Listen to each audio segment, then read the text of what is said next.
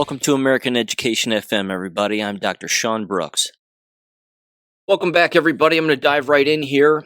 Of course, we've got the U.S.-Iran Memorandum of Understanding, which is fantastic.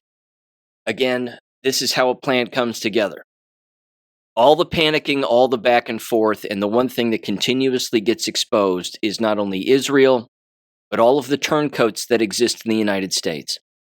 Every single one of them. Every talking head, every person on the news. Like I said in the last episode, the Mark Levins, of course. The Ben Shapiros, even the Trey Gowdies of the world. I can't believe this deal is actually happening. I mean, we're going to have to wait and see, and I can't trust it, and blah, blah, blah. All these talking heads on television have no idea what this really means. They don't understand how good this actually is. Because they don't want to tell the American people that the long-term plan was a huge war with Israel, our involvement, Iran, and the entire Middle East, and everybody just blowing the ever-living shit out of one another. They don't want to come out with that. They don't want to tell the American people that that is exactly what the original plan was had Hillary Clinton won. That's one of many things that was going to take place.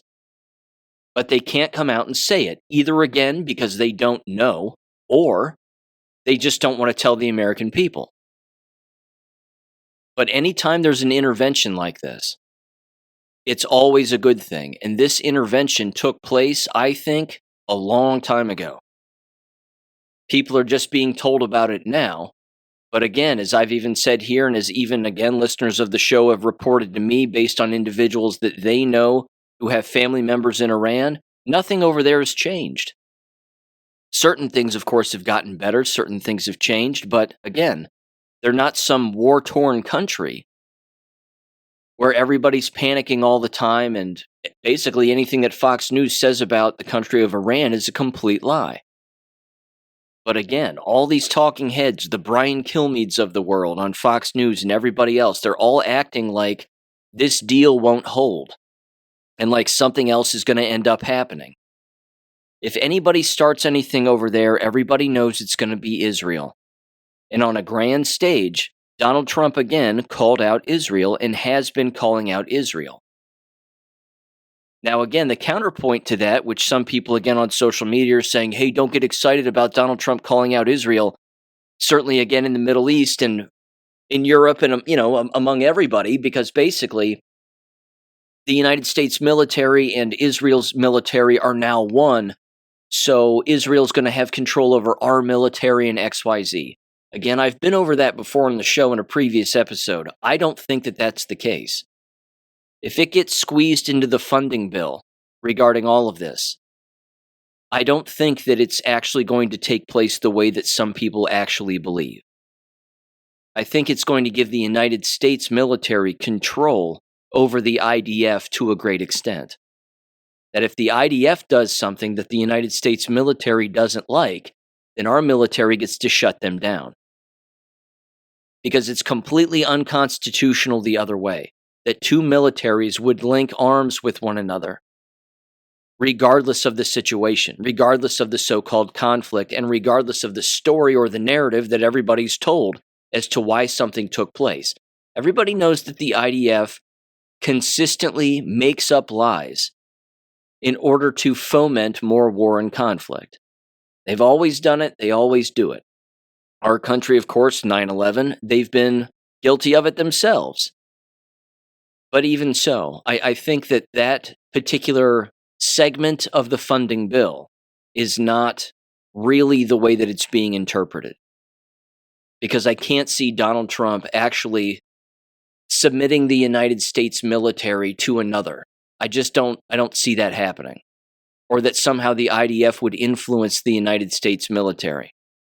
I don't see that happening either. So let me get into this deal first. I want to read this because, again, I find it interesting. And then I want to get into, again, some of the bigger messages that were, I think, described, certainly over at the G7 conference. I also want to get into the rape gang inquiry I put together a Substack about it. There's a video attached in that Substack along with a UK Anon's take as to what actually went on, and of course, their analysis of the 200-plus page document, which you can also read on my website, AmericanEducationFM.com. It's under the Government Documents tab, all the way at the bottom of the list. I think it's number 73, document number 73. But you can see it there. You can download the PDF yourself and give it a read. It's awful. I haven't read the whole thing yet, but I have watched a summary video about it and its contents, and then, of course, the Substack article itself analyzes a great deal of it and summarizes a great deal of it as well. So, here we go. This was from Reuters, the 14-point U.S.-Iran pact as read by U.S. official. It says here's the full document titled Islamabad Memorandum of Understanding between the United States of America and the Islamic Republic of Iran as it was read out. Again, before I read this, I love the fact that Israel hates it. I love the fact that Netanyahu hates it. And I don't think that there's some acting going on. I don't think he's pretending to not like it. I really think that he doesn't like it. Because again, the United States military went over into Iran without Israel. They claimed that they used Israel a little bit militarily. And then again, as the story goes, well, we're over there. So now we're in a place where Israel can't attack without us seeing them attack. And we know exactly what they're doing and when they're doing it. We're basically, again, in their backyard, and they don't like it. Good. And if we're making a deal with neighbors in their backyard and they don't like it, then that's a good thing too. They're the ones that wanted to start an endless war, and they always have. Even Hillary Clinton, of all people, admitted it the other day, on June, I think, 15th. She was at some conference, and she was openly stating that when she was Secretary of State, Netanyahu was always on the phone. That the Prime Minister and President of Israel, specifically, the other guy, Barak, I think his name was, or Barad, something like that. Anyway, she was always on the phone with both of them. And they were openly saying, hey, look, our airplanes are on the runway. They're ready to go. All you have to do is give us the go-ahead to attack Iran. And she would say, go for it. Go for it. Give it a try. Because Iran would destroy them. Israel can't do anything over there without the United States. They can't. And now again, Donald Trump's calling them out. So it's fantastic. But this deal again, this pisses off a lot of Jews. And that's not a bad thing. Number one, it says, the United States of America and the Islamic Republic of Iran and their allies in the current war, by signing this MOU, Memorandum of Understanding, declare that the immediate and permanent termination of military operations on all fronts, including in Lebanon, and undertake from now on not to initiate any war or any military operation against each other, and to refrain from the threat or use of force against each other, and ensuring the territorial integrity and sovereignty of Lebanon. It says the final deal will confirm the permanent termination of the war on all fronts, including in Lebanon, and other provisions of this paragraph.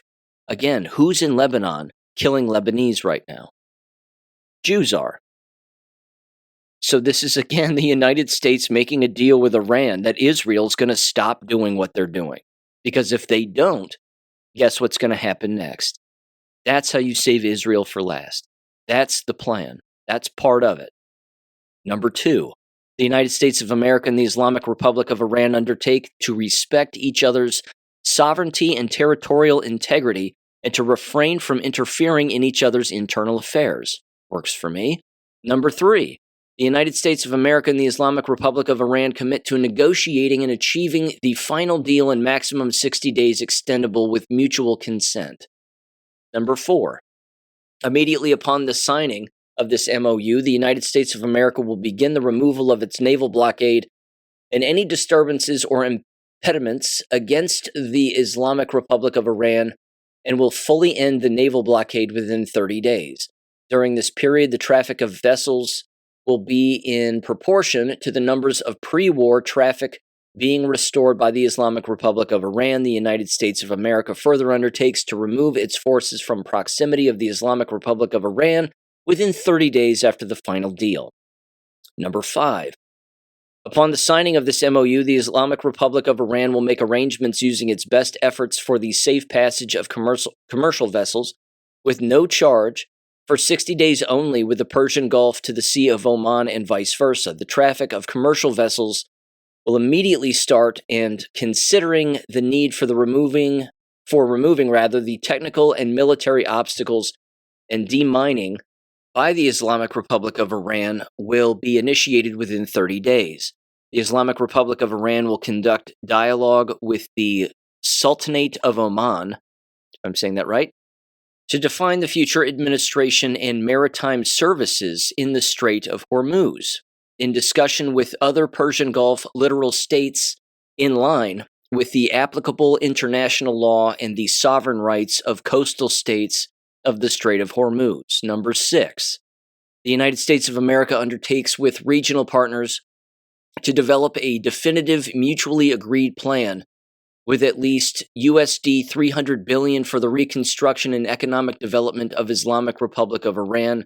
The mechanism for the implementation of this plan will be finalized as part of final deal within 60 days. All required licenses, waivers, permissions needed for the relevant financial transactions will be granted by the United States of America. Trump openly said that that's not true, that we're not paying Iran $300 billion. Again, I'm sure they can come up with that kind of money in the blink of an eye with a great deal of ease. So why we would have to provide them any money is beyond me, but yeah, I don't think that's going to happen. But if other businesses, as he said, want to invest, they can. That's up to them. Number 7, the United States of America undertakes to terminate all types of sanctions against the Islamic Republic of Iran, including the United Nations Security Council resolutions, i.e., the IAEA Board of Governors resolution, and all unilateral U.S. sanctions, primary and secondary, in an agreed-upon schedule as part of the final deal. The Islamic Republic of Iran and the United States of America acknowledge the critical importance of the sanctions termination issue above mentioned and express their intentions to immediately address these issues in the negotiations in order to achieve mutual agreement on them. Again, I'm going to keep reading these points, but I love this. I love this. Because every time that I read something like this, it's not just a plan in a military operation that's, again, taken place in the past, that we're just now being shown now. But again, the Zionists everywhere are just seething, and I can see their faces, and they're just gritting their teeth in distaste right now, which is fantastic. The Elise Stefanik's of the world, the Tom Cottons of the world, these people wanted war. They wanted anybody, men, women, children, whomever, who aren't Jewish to perish. Just because. Again, I'm not defending the Muslim faith. I think it's disgusting. That should go without saying. Sharia law, disgusting, goes without saying. However, the fact that, again, all of these Americans wanted endless people to just be slaughtered for no reason whatsoever, other than not being Jewish, and the fact that they're not going to get it. I mean, this is pretty incredible stuff. Number 8, the Islamic Republic of Iran reaffirms that it shall not produce or develop nuclear weapons. The United States of America and the Islamic Republic of Iran have agreed to resolve the disposition of stockpiled enriched material pursuant to a mechanism that will be mutually agreed upon in accordance with the schedule mentioned in paragraph 7, with a minimum methodology to be downblending on site under the supervision of the IAEA. The two parties also agreed to discuss the issues of enrichment and other mutually agreed matters related to the Islamic Republic of Iran's nuclear needs, based on a satisfactory framework being agreed upon in the final deal. The final deal will confirm the provisions of this paragraph. The United States of America and the Islamic Republic of Iran acknowledge the critical importance of the nuclear issues above mentioned and express their intention to immediately address these issues in the negotiations in order to achieve mutual agreement on them. The other thing, too, which I'll read here in a minute from War Clandestine, is When Donald Trump was over at the G7 conference, he's putting Obama on blast.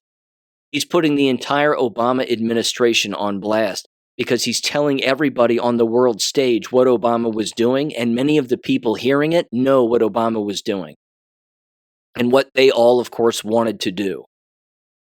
And now again, he's roasting Obama on a global stage for everybody to see, because what's going to happen next, no one's going to want to defend Obama.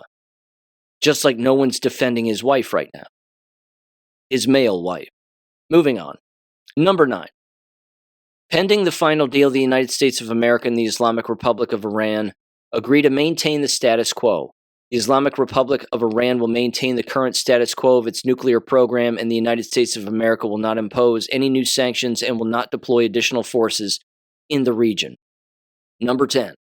The United States of America undertakes that immediately upon signing this MOU and until termination of sanctions, the U.S. Department of Treasury will issue waivers for the export of Iranian crude oil, petroleum products, and derivatives, and all associated services, including banking transactions, insurances, transportation, etc.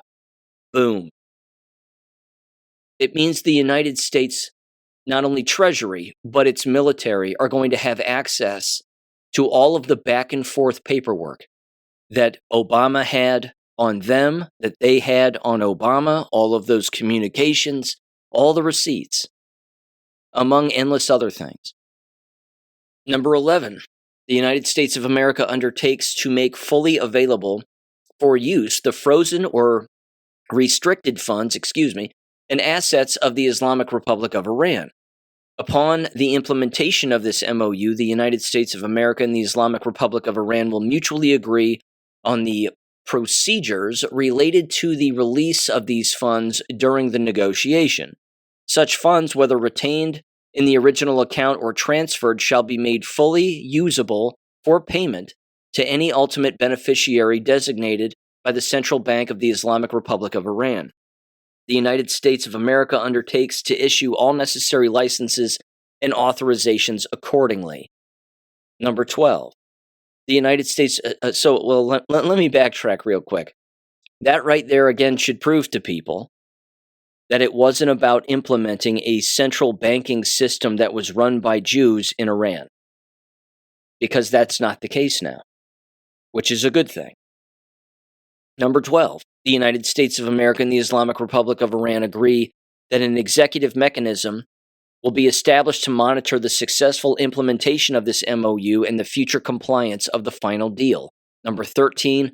After signing this MOU, and subject to the beginning of the implementation of paragraphs 1, 4, 5, 10, and 11 of this MOU, and the continuing implementation of these measures, the United States of America and the Islamic Republic of Iran will start negotiations regarding the final deal exclusively on the other paragraphs.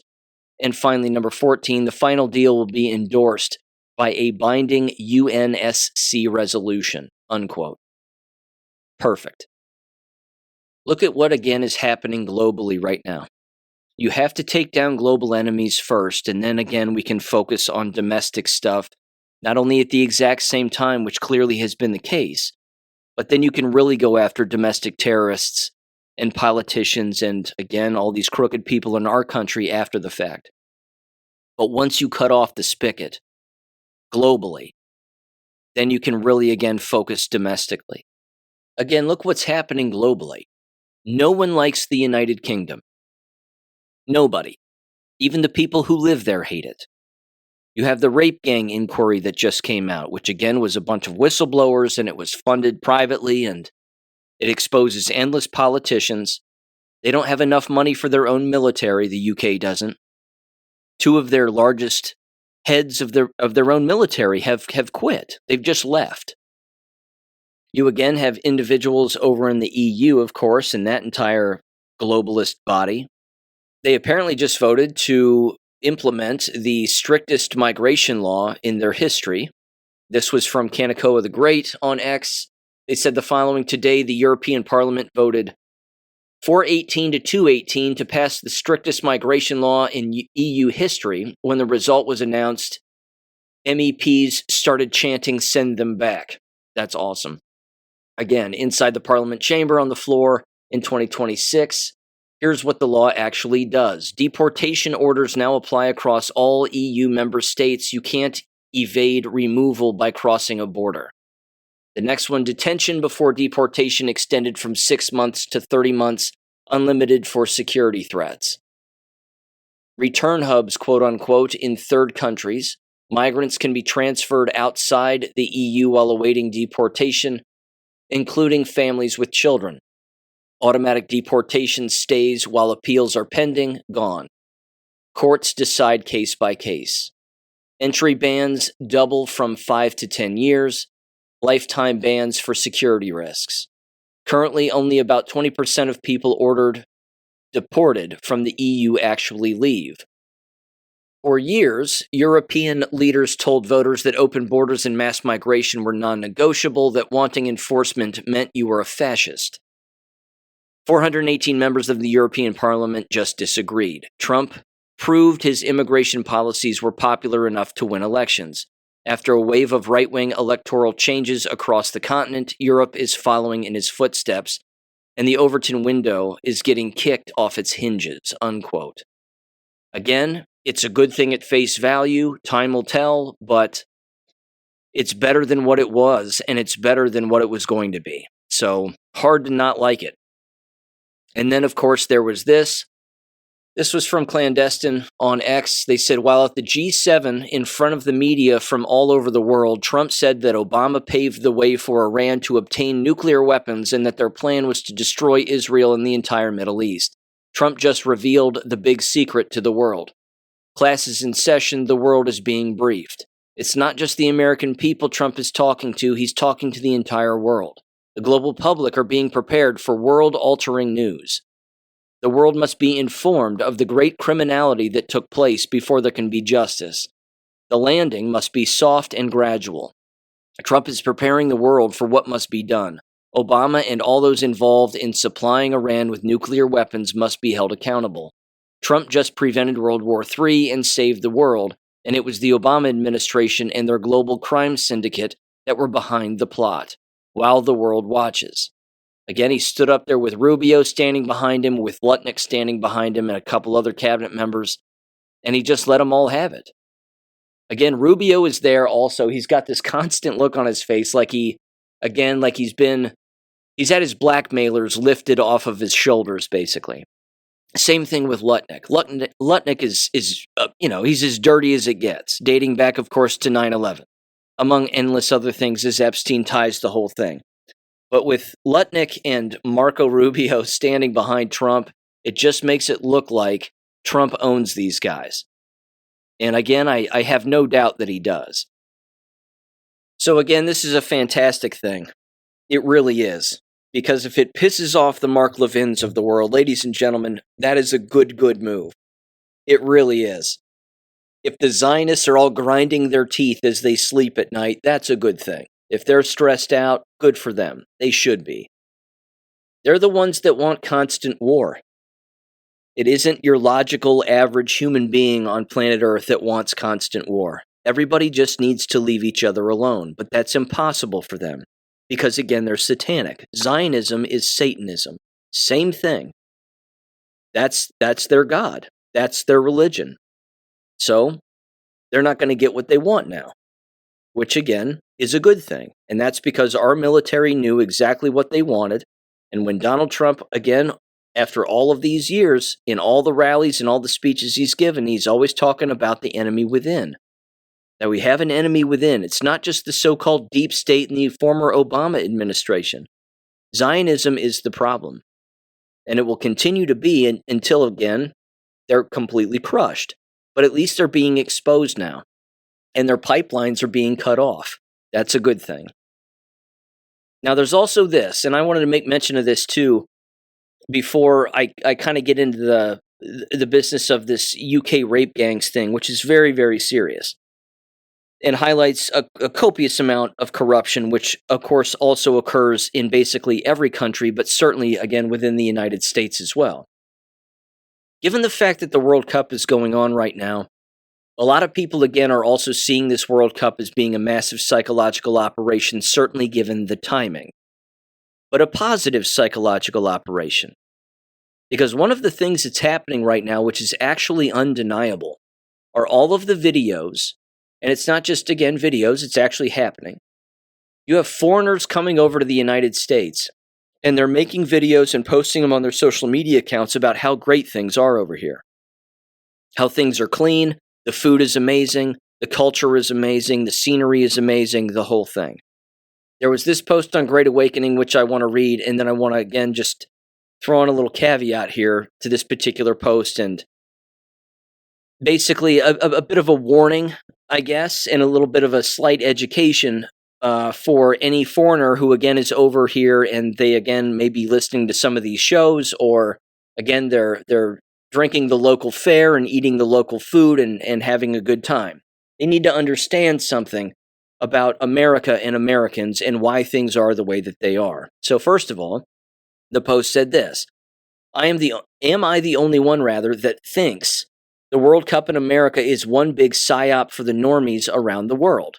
They said, bring a bunch of citizens from heavily censored, heavily propagandized countries into America to experience the culture, and the people firsthand show them their way of living is shit compared to America, and then send them back to tell their friends about the truth, that we aren't this warmongering, high-browed society that they want to portray us as. Japanese in Texas, Algerians in Kansas, Colombians in New York. And for us in New England, the Tartan Army, if I'm saying that right, of Scotland has basically taken over. People jokingly started calling it New Scotland, unquote. Again, if foreigners are over here engaging in a sporting event and they're soaking in the culture, then good.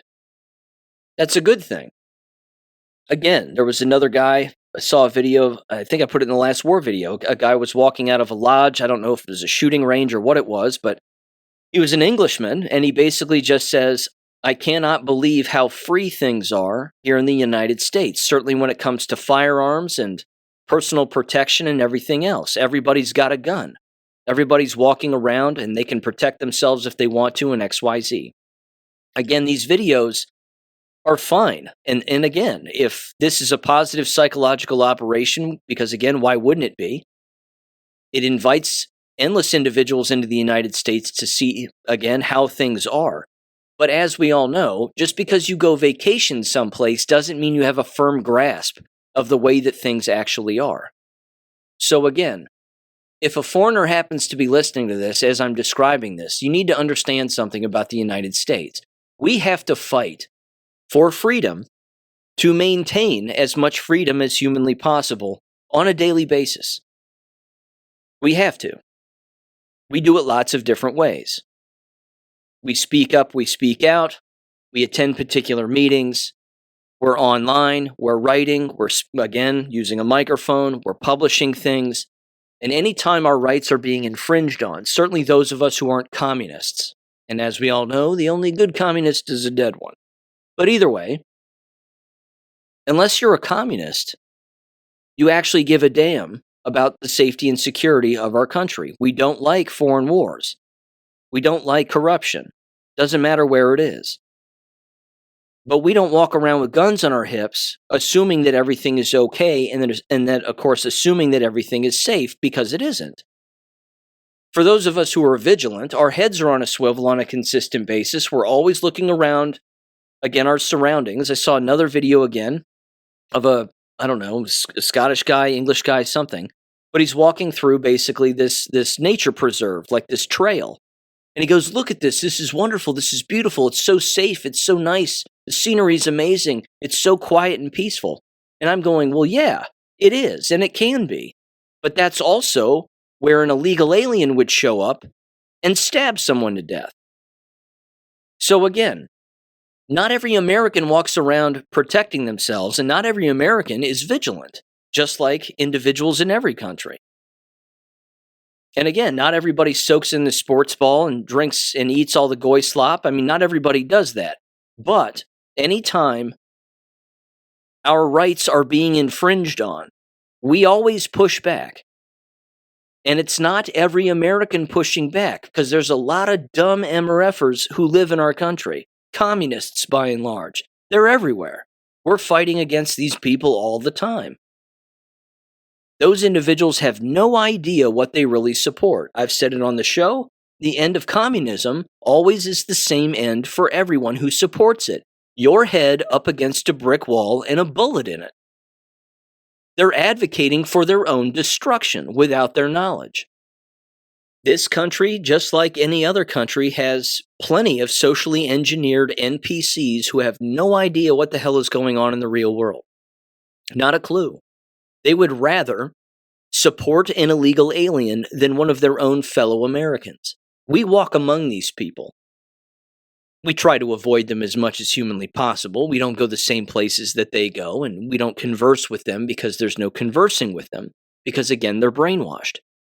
But this again is one of the major dividing lines that exists in this country, but we again have to fight for our own freedom on a constant basis. I'm glad you're visiting, and I'm glad that if you see things and you seem to like them, then that's great. But understand, anybody can take a vacation any place they want. You're not going to get a full grasp of the entire environment while taking a vacation. You have to immerse yourself in that environment for quite some time, and then you'll figure out actually how complicated it is. But yes, if you can learn even that too while coming here for a little while and understand that we support freedom and independence and individuality everywhere, regardless of the country, then good. Take that lesson back to your country, confront your politicians, stop engaging in your parades. We don't need parades because, again, if you're going to get together in a giant mass and you're not going to take over your own government, then you're just gathering for a parade. So no more parades. If you want to get together, take over your country. Because, again, the time might come where the United States has to intervene. There are lots of people online right now basically saying, let's liberate the UK as Americans. Let's send the American military over to the UK and capture it and liberate it. I'd be all for that. And the UK would too. All the Muslims would go home, all the foreigners would leave. The entire United Kingdom, Ireland, Wales, Scotland, the whole thing, they would return to what they used to be. No more knife attacks, a real judicial system, all of it. Real law enforcement, not these rape gangs among law enforcement officials who, again, rape children for fun, murder them and then toss them in a ditch, and then protect one another on a constant basis. Again, we'd outlaw secret societies. We can do this together. We can partner together against the Zionist, Freemasonic, satanic establishment. It can be done. But we in the United States, again, are constantly trying to wake up our fellow citizens to this kind of thing. So yes, enjoy the ranch dressing, the chicken wings, and the beer. But please, return home and do something about it. Now, before I get into, again, to the rape gang inquiry document here, I did throw together a Substack about it that was written, again, it was a summary and an analysis of the 200-plus page report, which, again, is available on my website, like I said earlier. And it was written, again, by a UK Anon over on greatawakening.win. I just cut and pasted what they wrote and put it on there, gave them, of course, full credit for it. And I'm going to read through a part of it here. But I do want to highlight this because this matters too. There is an algorithmic and knowledge division that exists not just in our country but across the world, and it is intentional. It is designed, again, to divide individuals even within their own families. The COVID lie, of course, was a big example of that. But algorithmically, from a technological standpoint, I saw a video the other day, and again, this doesn't surprise me because this kind of thing happens all the time. Our devices listen to us. The Wi-Fi systems, again, are basically that people have in their homes are surveillance programs, theoretically, and literally, I should say. It's not even a theory. They're surveilling us and what we say and what we do. And then, of course, we're bombarded with particular things at particular times. Certainly if we can pay attention to it and if we notice it. But I saw a video the other day, and it was a woman, a daughter, and she's talking about a conversation that her and her mother were having about a particular issue that they were actually joking about. They weren't even taking it seriously. But later that day and into that evening, on both of their cell phones, the daughter was receiving messages that were in support of what she was believing regarding the subject that they were joking about. And yet the mother on her device was receiving an algorithm of videos and posts on YouTube and other places, I'm sure, Facebook, etc., having to do with the exact opposite point of view. Again, I don't recall the exact topic, but it doesn't matter. It's irrelevant. The point is that if it's political, for example, or even if it isn't, the technological algorithms that do exist pay attention to what we're saying and then make determinations about what we're saying and then make determinations about what it's going to show us in the future. And then they also, of course, as I just laid out, it makes a calculated decision to be divisive in what it shows people. So you still have to, again, use discernment. You still have to use your mind. You still have to think and understand that the thing that you're seeing, in many cases, is not real. It's just being shown to you to get you to either continue to be brainwashed, and along with that, I should say, be divisive toward individuals who believe something that is completely different. Understanding, of course, that a belief is not a fact. And that right there is a massive dividing line in our country and, of course, across the world, certainly among developed countries, is that there are individuals who believe things to be true, when in fact the thing that they believe is not real. Therein lies the next line of division, which is just knowledge. And this is again where you can see a great deal of division take place on a constant basis, and the school environment happens to be one of those environments. This is why you see the conflict and the division within those environments today, unlike ever before. It's because you have a coalescence of the knowledgeable and the unknowledgeable. And when the knowledgeable know something to actually be real, and they understand, again, real history and the real past, and why things are the way that they are back then and then the way that they are now, and that butts its head up against somebody who again, still believes the mainstream NPC storytelling that they were told when they were a child. And that all, again, comes together in a particular environment or in a particular work environment or a location or whatever. You're always going to have that kind of division. So that's the difference, again, between those of us who are actively engaging in the Great Awakening and bypassing any so-called authority figure who happens to be a man or a woman of flesh and blood, and we just seek out the truth on our own, hopefully with God's guidance. But this division, again, is not going to go away. It's going to continue. But the knowledgeable aren't going to back down. We aren't going to just all of the sudden revert back to being brainwashed. That's not how it works, which means the brainwashed have a decision to make. Dig your heels in and continue to look remarkably stupid, or put your egos aside and what you believe to actually be real and suspend your belief for a moment and understand that the things that you believe, what you were taught in school, what you see on TV, is not the full story. It isn't real. The only way that those lines and walls of division crumble to the ground is if the brainwashed purposefully make the decision to unbrainwash themselves. That's a very difficult task. But the more things that people are shown, time and time again, regardless of what it is, again, they're going to go in one of two directions. They're going to become more hate-filled, or they're going to reverse course, and they'll start to, again, have more compassion. There have been endless examples where this has been the case. Endless examples. Even the Charlie Kirk fake shooting thing, even that caused individuals to basically say, I can't, again, who are on the left, so to speak, to say things like, I can't condone this. I'm listening to individuals who are also on the left celebrate and clap their hands and think that this is a good thing. And of course, they end up, again, either leaving that political party or that ideology or that wavelength of thought. Now, joke's on them, it didn't happen. But if an event takes place that changes a person's point of view and changes their mind frame, then it almost doesn't matter the veracity of the event, just as long as it, again, changes who they are in a positive direction.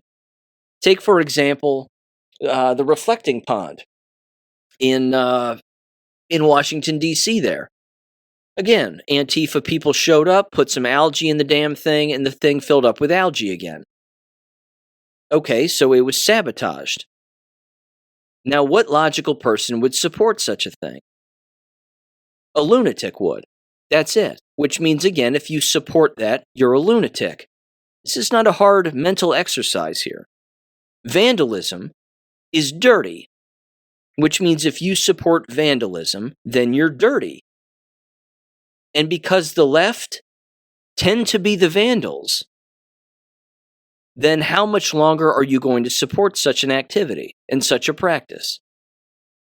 It might be vandalism that changes a person's mind. I'm tired of the vandalism. I don't know why they're trying to destroy this, that, and the other. People are working hard to make something beautiful and then they destroy it. I've had it with a party. I'm done. It might be vandalism that changes their mind. Great. It might be something else that happens. I mean, hell, if I had $1 for every single time that if any of us had $1 for any time that we've come across a story where, again, suicidal empathy took place and a person supported the very people that ended up killing them, we would have buckets of dollars. The number of people, again, that openly support illegal immigration and then those very people get stabbed and raped to death from an illegal immigrant. It's like, hello? Yeah. Look what you supported.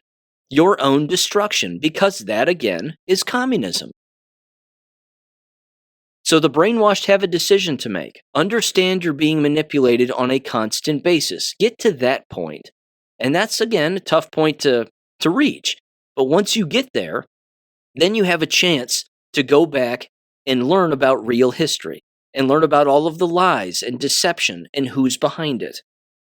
Because once you figure out all the lies, deception, the things that you were taught in school, the things that you believe to be real, the things you've seen on TV and movies, that's all been crammed down your throat, and you realize who's behind it, and that those people are satanic, then you'll find Jesus, and then you'll find the truth.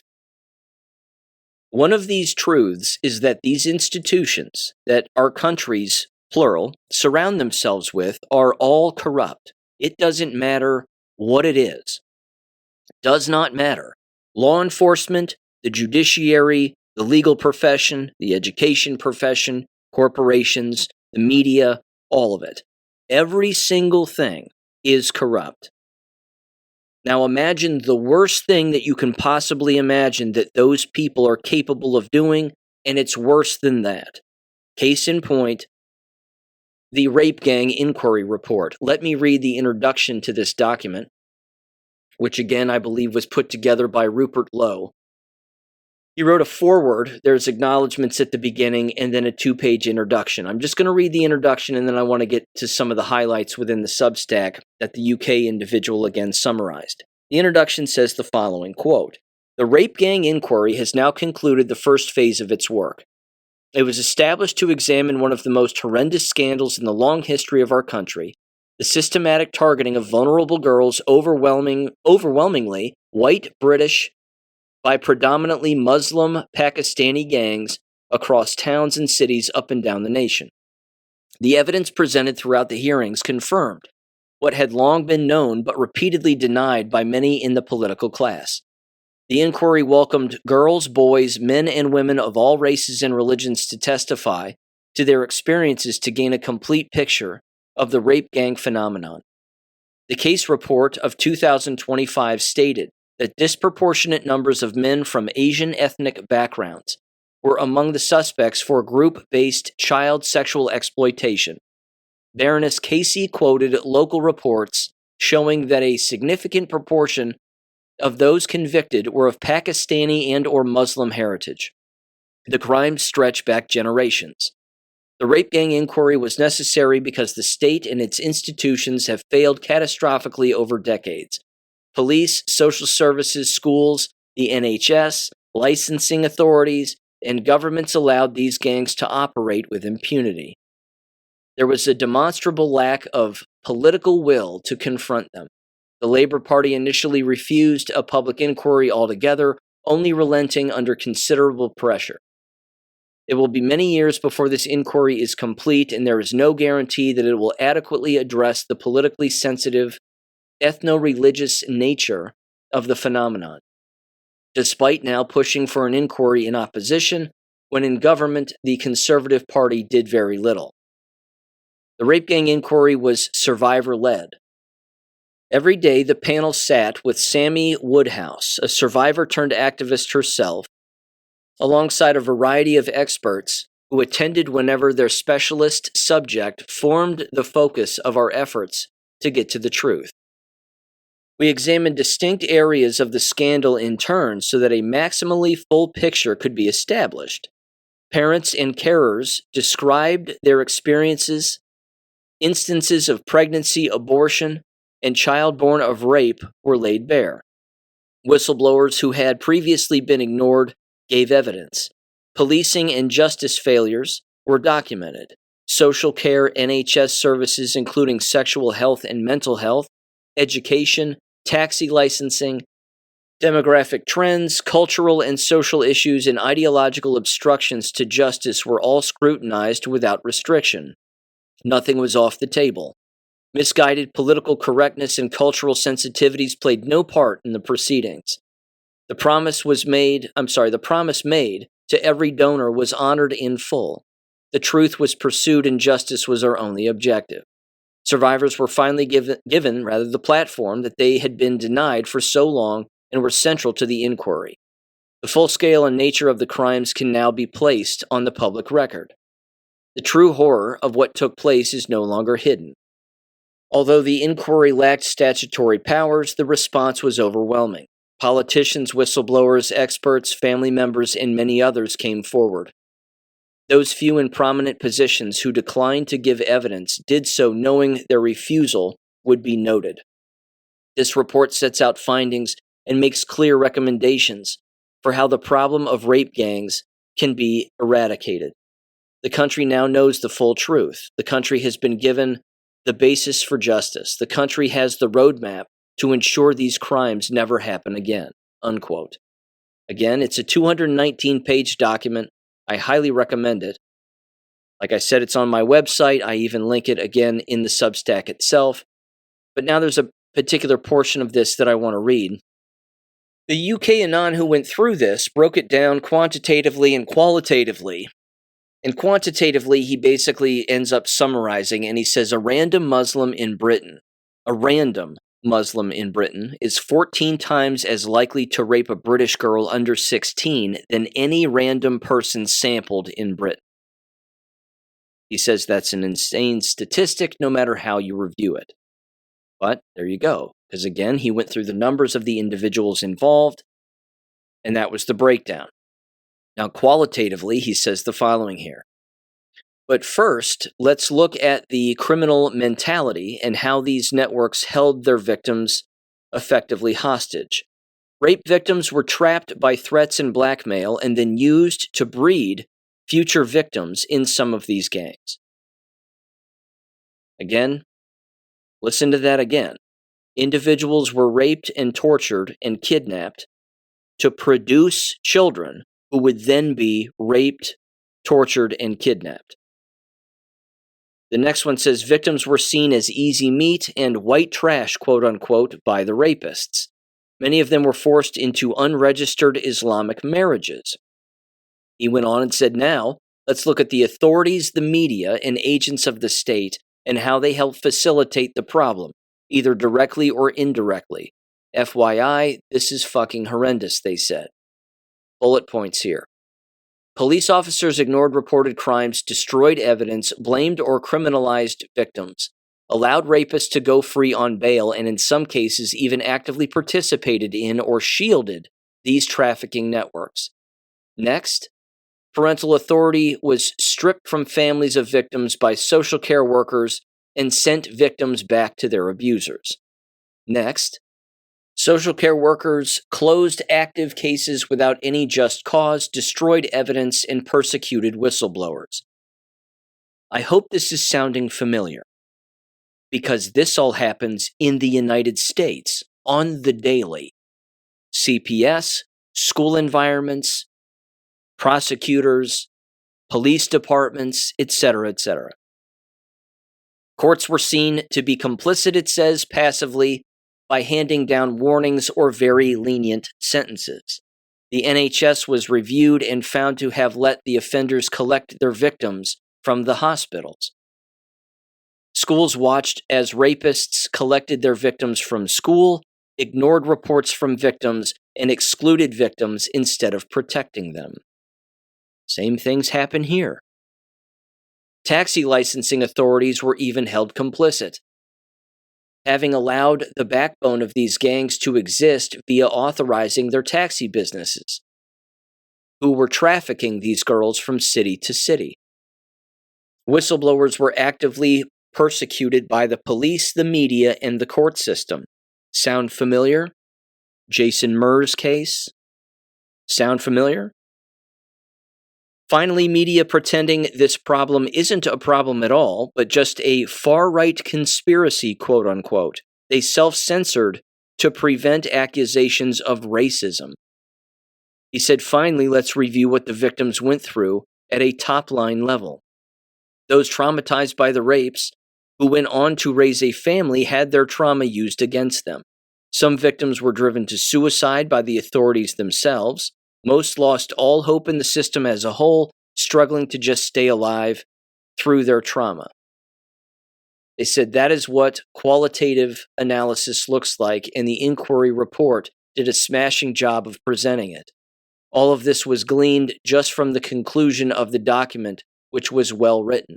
That said, as this is all just the conclusions, the above is also just the tip of the iceberg. The problem in brief is bad enough, but the specifics are so horrific that I felt physically ill from reading even some of them. Murders, abuse, and the death of babies caused by the rapes themselves. And stuff that would make the Marquis de Sade say, "Whoa, steady on, hobby," but obviously in a French accent. Again, they were eating children. They were raping children, murdering them, eating them. They were doing this to boys, girls, babies. Again, torturing them. That's torture, clearly. That goes without saying. But again, whatever your mind can conceive, that's what they were doing. And if your mind can't conceive it, well, they were still doing it. Again, they were doing it with the participation of every avenue of society. Politicians, prosecutors, hospitals, they were all working with one another. Law enforcement, clearly, the entire judicial system. Keir Starmer was directly involved. He was one of the lead prosecutors who wasn't prosecuting this and prosecuting these individuals. He was letting many of them just go free. Again, the same thing happens here. Happens in every country. Certainly every country that has these very similar systems that all work together in lockstep. Again, the COVID lie should have shown everybody that. What happened in 2020 with everybody again working together the way that they did, nobody deviated. Health departments, police departments, XYZ, most, if not all of them, all worked in coordination with one another. There was the occasional sheriff's department that would say, look, we're not going to arrest somebody because they're not wearing a mask. But again, that didn't stop fellow citizens and city councils and XYZ from saying, you need to arrest these people. This is my business and I want them gone, and let's have this ordinance and that ordinance and XYZ. They were all working with one another by and large to again tyrannize endless individuals, certainly the knowledgeable.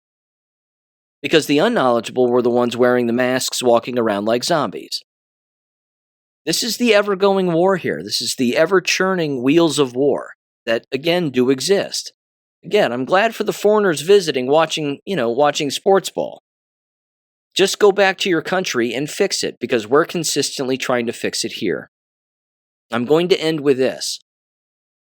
I have a rather long post here on greatawakening.win that I want to read, and it was well put together and well done, and it's worth it. It's a nice history lesson as well. First, before I get to that, also over on my website, I published the unmasked document here about how Biden health officials purposely turned a blind eye toward COVID-19 vaccine safety signals. This was put together by Ron Johnson, chairman of the U.S. Senate Permanent Subcommittee on Investigations, on April 29th of 2026. That document is also approximately, 39 pages long, and the PDF is available on my website under the Government Documents tab if you're interested in checking that out as well.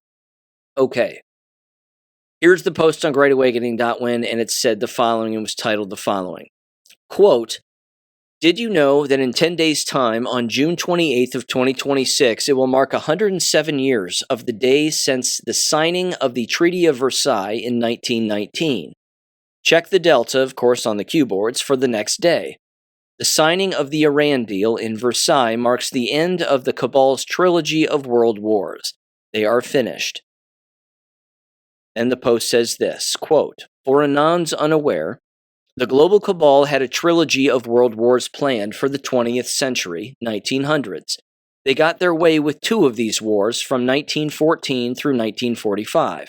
The signing of the Treaty of Versailles in France in the year of 1919 marked the end of what was then called the Great War. While numerically the historians prefer to separate World Wars I and II into two distinct eras, I personally believe that we can designate the entire century plus from 1913 through 2026 as all being part of the same Great War fought against the same global cabal.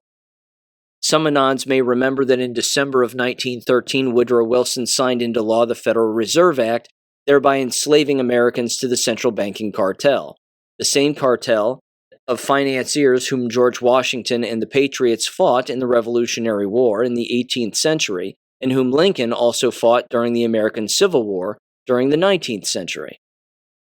All of American history can be tied directly to this one great conflict that the Patriots are still fighting to this very day. Every dark deed done across the world can be traced directly to this cabal of criminals, from the Epstein files to the financing and weaponization of Iran's nuclear program, to the rape gangs of England, and the invasion of the Western world through unchecked mass illegal immigration. All of it is at the behest of this one great enemy. Today, President Trump signed a memorandum of understanding with Iran. This agreement, signed on the 17th of June 2026, a mere 10 days before the 107th anniversary of the original Treaty of Versailles, June 28th of 1919, holds much symbolism for all patriots. Read post, and I think they meant to say post 1558, and if you do, here's what it says. It says, again, it's dated June 19th of 2018, post 1558, and it says, "Free Iran. Fight, fight, fight. Regime change. People have the power. We stand with you. Q." That was 7 years ago and 11 months. Again, this has been an operation in the works for a very long time. That, again, probably happened back then. They went on and said, again, June 19th, a day after the anniversary of the Treaty of Versailles, Q posted this Iran post. No coincidences. Q has been scripting this Iran operation for a decade. Consider the symbolism carefully. Q and Q+, the president, are sending comms directly to the Anons, who are watching and listening closely, that the Great War is over. The head of the Cabal Hydra, the British Royal Crown, has been put in absolute checkmate. The Iranian nuclear proxy state has been completely dismantled. The nuclear dust, proving Obama and Hillary's treason, is now on its way back to the United States of America. Already you can see that the last head of the cabal hydra frantically closing in upon its last victim, the people of Britain, Ireland, Scotland, and their subordinates abroad in places like Canada. Do Anons believe it's mere happenstance that the Islamic rape gangs of Britain have been exposed the very week that the Iran peace treaty has been signed? Is it coincidence that the EU would choose this moment in time to begin pushing for their digital identification programs? Rumor has it that the EU is also planning for actions against virtual private networks, VPNs. Recall Q's timeline of events: Saudi Arabia, US, Asia, EU. Consider that Asia is synonymous with the East. When Q mentioned Asia, Q have included the Middle East as part of that phase. It certainly seems that we are nearing the stage of EU and Israel for last.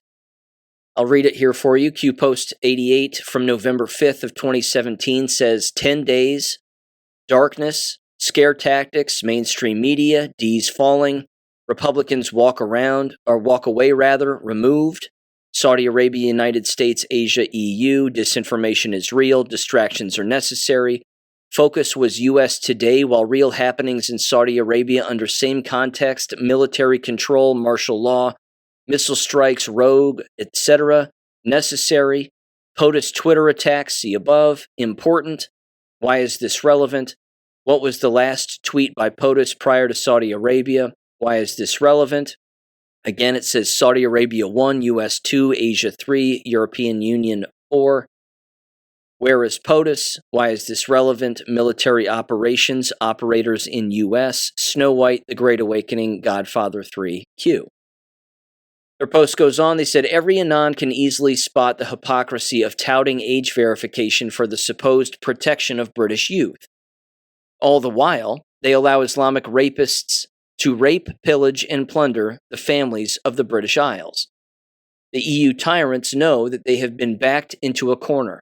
They cannot oppress and wage war against the United States of America any longer, and so they are oppressing the only people that they have left under their control. Consider the monumental losses of the global cabal. They have lost their biological weapons labs in Ukraine. They have lost their thermonuclear weapons program in Iran. They have lost their drug empire in Brazil. They have lost their blackmail operations with Epstein and Company. They have no power remaining to put into effect their plans of global domination and depopulation. This century was supposed to be theirs for the taking. They thought that they had it under control. They thought that they could trick the world into global thermonuclear warfare and spread a pandemic in the aftermath to annihilate the patriots of the West. Instead, they have been stripped of all power and reduced to a pathetic tiny regime of petty tyrants, while the United States has never been more powerful and influential on the world stage. The signing of the Iran Treaty in Versailles marks the end of a century-long Great War aimed at the genocide of all Western patriots and Christians. Had the global cabal had their way, everyone here on this Great Awakening board would either be in dead or in the gulags and concentration camps of the cabal by now. For those Anons who might be feeling downtrodden or depressed with the timeline of events, I tell you earnestly that you should keep your head up and look for the signs of patriot victory. For they are everywhere around us, and we have much to rejoice about. The storm has begun to envelop the remnants of the cabal, and I feel that the final act of this show is about to begin. I will wrap up this post with a few dastardly numerical coincidences, some of which have been aforementioned already. June 17th marks 10 days. Also, of course, 10 days darkness. From the 107th anniversary of the original Treaty of Versailles. That also marks the 17-day countdown to America's 250th anniversary on July 4th of 2026. Anons know better than to entertain the possibility of coincidences. Godspeed, Anons, unquote. Well said. It is an operation, ladies and gentlemen. It's complicated, but it's been here a very long time, and the evidence is, in fact, everywhere. So yeah, people can name call, all they'd like, but that's rather dismissive when the evidence is right in front of people's faces and anybody can read it if they choose to. You didn't have to live through the Q posts and read them in order to understand them. But for those of us who did, what's going on right now, again, is pretty crystal clear. This isn't being done by one person. This is being done by a team, and it's being done by partners around the world. And it's, again, for the liberation of the world. That is the point. Doesn't mean that there aren't still some bad things that are happening. Of course there are. But you have to handle things at the macro level before you handle things at the micro level. And both can be done, again, simultaneously. And I think that that's happening. So with that said, thanks for listening as always. Check out the Substack if you're interested in those documents on my website. If you're interested, have a great weekend, and I'll catch you on Monday. Peace. Thank you for listening to American Education FM.